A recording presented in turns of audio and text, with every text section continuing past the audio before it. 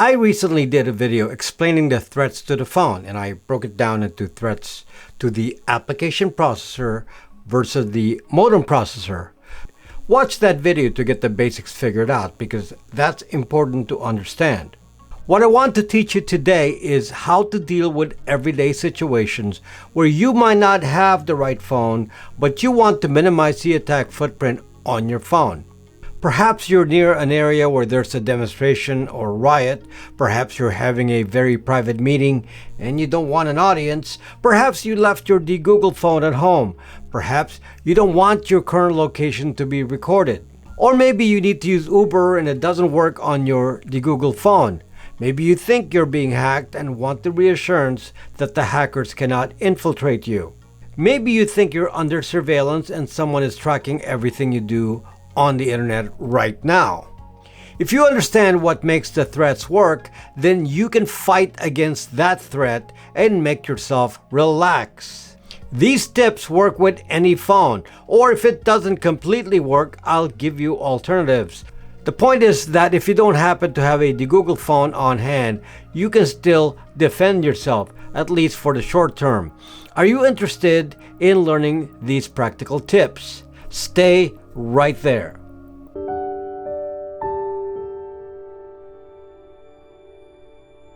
Just to give you an example, the lack of knowledge of how phone spyware works will just screw you up big time. Someone I know contacted me for help. He was being hunted down by the government for a business failure which he was only peripherally involved with. This was in a different country.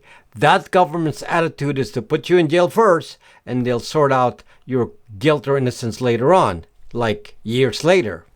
Just to clear up any confusion here, that person was later captured and put in jail, but then a year later, the charges were dropped.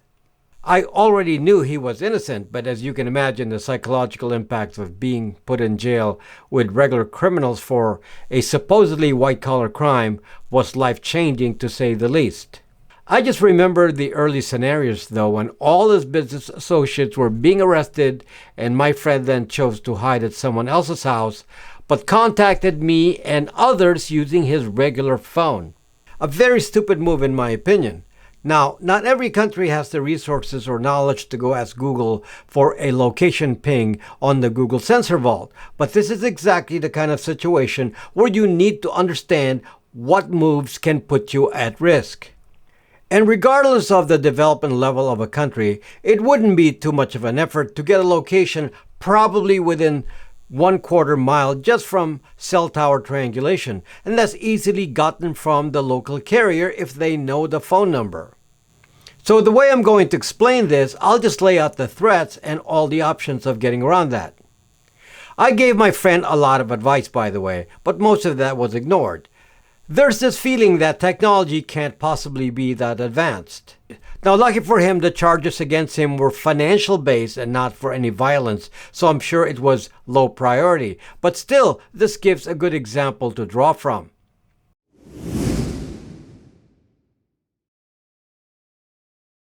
The most obvious threat of a mobile phone is location tracking. Again, I will reference terms I used in that prior video, so you need to watch that if what I say here is not entirely clear, since I will not repeat the explanation. There are two classes of location threats. The more precise one is from the application processor side, and this means it is the 24/7 location tracking of both Apple and Google. The US government has done geofencing using this data, which is easily acquired from the Google Sensor Vault. That's where all your location history is stored by Google, and this has been used in many court cases. Apple, of course, has a similar database, though I'm not clear on the ease of sharing that with government. Since there's a lot of duplication with Google versus Apple, it may be that Google has more complete data since it includes both iPhones and Google Androids. In general, if you want location tracking to stop, you must stop using the phone. Google Androids need to be turned off. iPhones need to be stored in a Faraday bag, as turning it off will not stop it from leaking location. In the absence of a Faraday bag for your iPhone, Wrap the phone completely in foil with multiple layers, or use a foil bag for chips, and make sure all openings are folded. There must not be any leaks. And obviously turn the iPhone off as well. Now, if you're smart, you will leave the iPhone somewhere and not have it with you at all, as trying to cover all the leaks with this stupid device will just expose you to dangers. If you have a Indiegogo phone, then you don't really need to worry about this at all, although you need to make sure all apps have no location permissions. If you have a Google Android and you need to look up information on it, like a contact list or some document, you just have to make sure that there is no internet. Without internet, the location data cannot be sent to the Google Sensor Vault. So you can turn off data on the SIM card and you can delete any Wi-Fi connections. Assume that while in the process of turning off your internet, that the location will leak during that time. So I would advise doing this first at a neutral location. Unfortunately, this approach will not work on iPhones, since iPhones turn into AirTags when turned off. iPhones are the worst devices to own when you want to limit your threats. I just want to make sure you understand the application processor location threat clearly. Wi-Fi triangulation and GPS will pinpoint you to within 6 feet, or on an iPhone within an inch.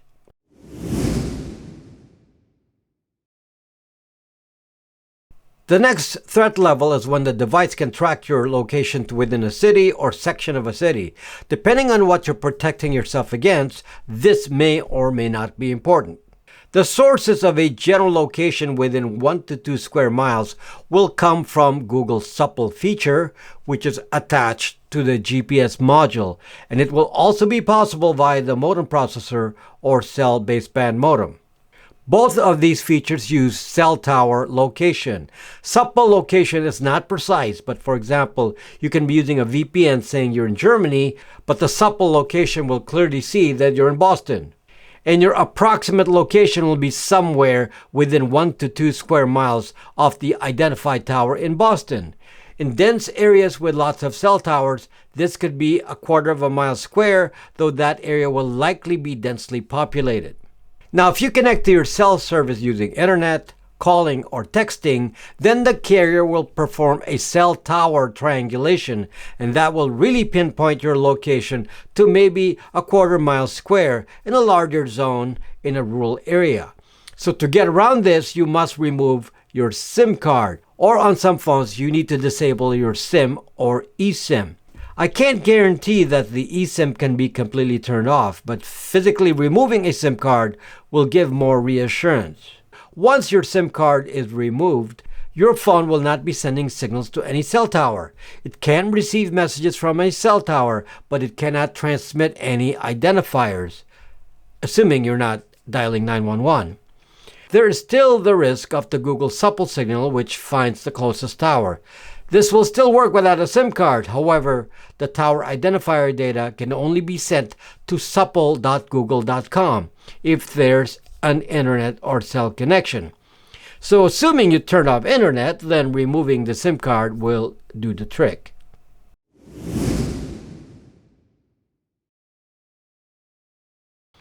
Everyone can be roughly tracked to a degree similar to cell tower triangulation, or worse if you connect to the internet using your home DSL modem. So assuming you have this kind of internet connection, then your location is at the very least known to be near a carrier switching station. But worse, if you've never protected your location before with a VPN, which is likely the bulk of you, then your location will have been sold by third-party apps to location aggregators. This location list can easily be rented, and this will allow someone to do a reverse IP lookup and find your exact coordinates based on previously captured location information. So believe it or not, IP addresses coming from DSL modems will track an exact location which can pinpoint your exact house.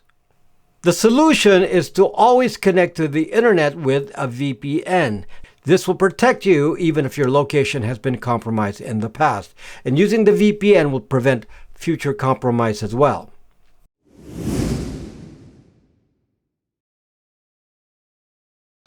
This is a different kind of threat. Let's say you're using your phone normally and you're not necessarily concerned about your location being known.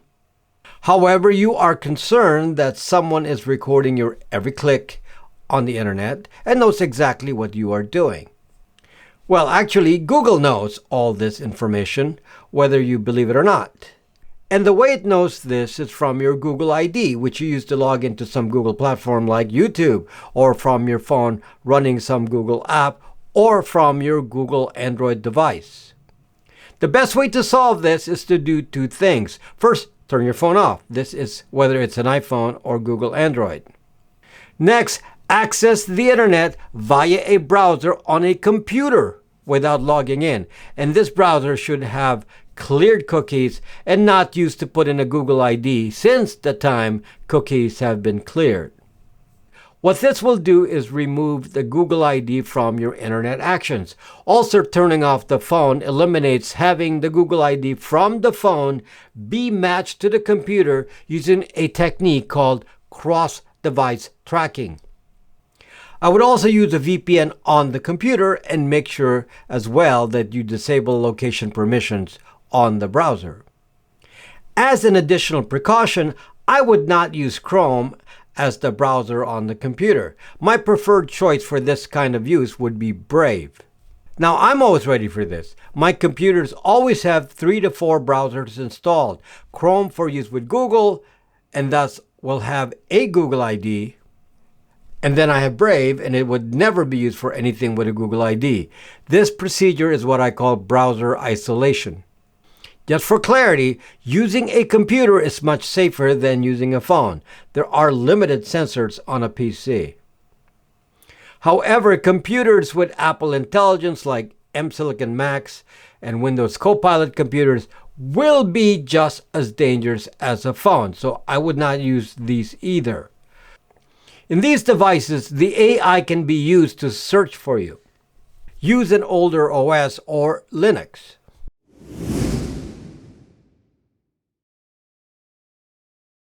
Proximity tracking is a little different. General location tracking can find anyone if your device is known. Proximity tracking is a way to prove you are near a particular location without knowing who you are. For example, during the J6 riots, it would be assumed that law enforcement personnel would have placed Stingray devices at specific entry and exit points to a building. Stingray devices track anyone nearby by simulating a cell tower, so phones will connect to them automatically and announce their identity.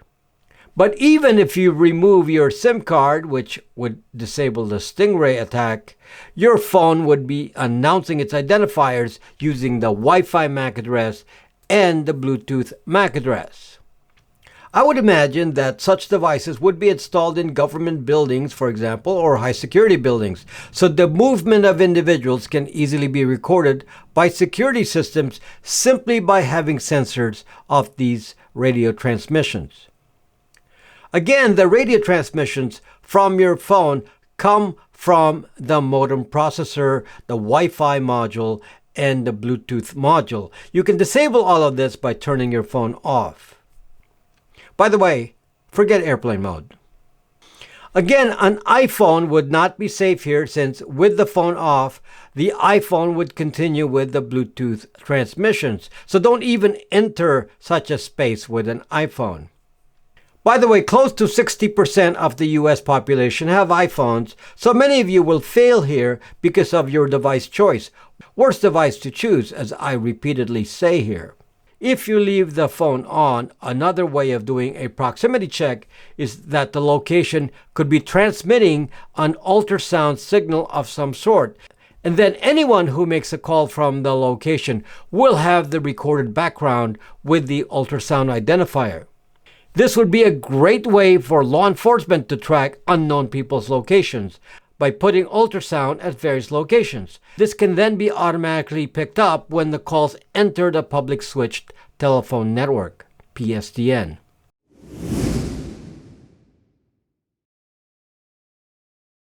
This threat involves having a microphone listen into conversations. While three-letter agencies can do this to smart TVs, apparently, I'll focus on the phone side of things. The way this threat works, someone can control your phone through the SS7 channel of the phone network and have your phone initiate a call. But this is without your knowledge. The instruction to call would be sent via a hidden text command.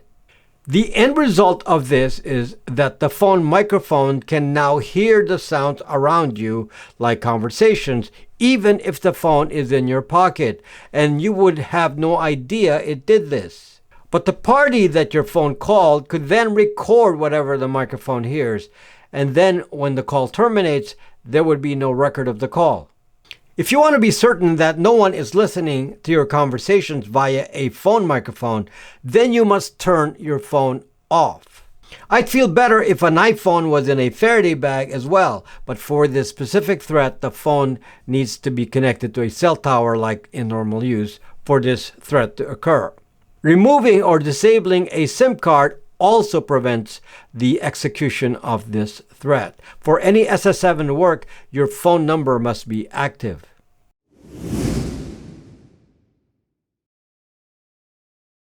In today's world, we are expected to behave like normies at all times, and the phone is used to ensure that we follow the strictures of the surveillance infrastructure. One of the most common ways this is done is when some companies require you to use particular apps, and these apps do not work in the Google phones. It should be obvious to you that being forced to use certain apps is for surveillance purposes.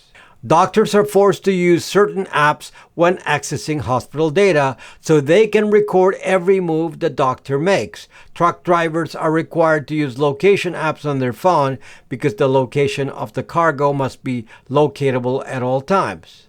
Service repair technicians are tracked by employers to know where they are at all times. So there are many situations where you are forced to abide by the requirements of surveillance. The solution, folks, is to have two phones. If you need to have a phone for use as a truck driver, then have the dedicated phone permanently assigned to the truck. Just leave it plugged in there all the time. But if you're doing other personal interactions, use your own personal phone. Make sure the two phones do not have the same Google ID. Best if you use a Google phone because a phone like a Brax 3 phone, for example, has no identifiers or even location tracking, so it automatically insulates the connection between two devices. Even if you feel like you need to use a normie phone because of work, it does not preclude you from owning a second phone that you know is not being used to track you. Again, only the Google phones are immune from application processor tracking. However, they are still subject to modem processor tracking, though as I explained, that is not a precise method. When I travel, I will often carry a Google Android turned off, available for emergencies, a phone that can use Uber, for example, but for me it would only be limited for use such as that. This is just insurance because while 90% of apps work on the Google phones, most of those that surveil you, like Uber or company-required apps, will normally not work on a Google phone. But as I said, I travel with this phone charged but completely off. And if this were an iPhone, again, I'd store it in a Faraday bag.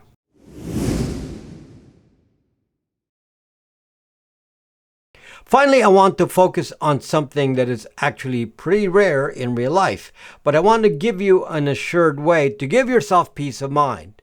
As I said in my recent video on phone threats, it is highly unlikely that your phone has been hacked without physical access unless you're a state agent. The most well-known hack on phones is the Pegasus attack, which was created by the Israeli company, the NSO Group. Unless you're a threat to a state, particularly dictatorship states, then it is not likely you'd be targeted by Pegasus since the use of this is not free. I'm sure the NSO Group is paid millions to have this used. But some of you persist in thinking your neighbor has the skills to attack your phone. For the sake of this discussion, I will accept your premise. If you think your phone has been hacked, then the solution is simple. Do a factory reset. Once you do this, you can be rest assured that the hack is gone. This is true of most of your devices, like computers as well. While it is possible for some high-value targets to be hacked at the BIOS level, I'm guessing you're likely overthinking your importance, as that would require physical access. If you're that important, then change phones or use a phone like a Brax 3 phone, where an independent party reflashes the BIOS to factory settings. Surveillance comes in additional new forms now that don't even require hacking, and that is by asking the AI what you are doing. There's no answer to this but to not use a device with embedded AI. The current list of these devices are iPhone 16s, Windows Copilot PCs, and M-Silicon Mac PCs. I would call these dangerous devices. Linux and open source OS options are always going to be safe. Folks, this channel relies on your community support. As you've seen, I don't take any sponsors, and instead of asking for donations, we have created solutions to aid in the privacy battle ourselves. One of the newest solutions is the Brax 3 phone, which is currently on the crowdfunding site Indiegogo.com. This phone is a true privacy phone, which we created with a team of contributors. Check it out.